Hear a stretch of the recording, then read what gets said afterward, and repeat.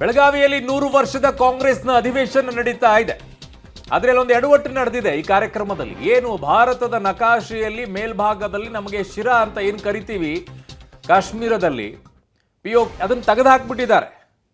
ಆದರೆ ಅದನ್ನು ಯಾರೋ ಒಂದು ತಪ್ಪು ಮಾಡಿದ್ದಾರೆ ಬಿಡಿ ಅಂತ ಹೇಳಿದ್ದಾರೆ. ಇದು ಅಪರಾಧ. ಈ ರೀತಿಯಾಗಿ ರಾಷ್ಟ್ರದ ಧ್ವಜನೋ ಅಥವಾ ಅದರ ಚಿತ್ರವನ್ನೋ ಇನ್ಯಾವುದನ್ನು ಕೂಡ ನೀವು ಈ ಥರ ಮಾಡಿ ಹಾಕೋ ಹಾಗಿಲ್ಲ.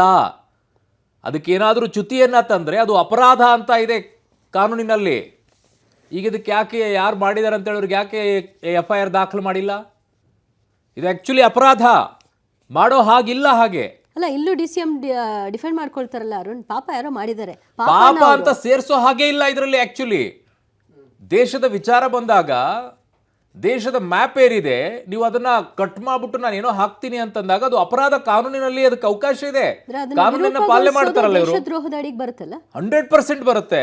ನೀವು ಅದಕ್ಕೆ ಚ್ಯುತಿ ತಂದಿದ್ದೀರಾ, ಅದು ಕೇಸ್ ಆಗ್ಬೇಕು. ಆ್ಯಕ್ಚುಲಿ ಪಾಪ ಅಂತ ಬಿಡೋ ಹಾಗಿಲ್ಲ, ಅದನ್ನ ಚ್ಯುತಿ ತಂದಿದ್ದೀರಾ.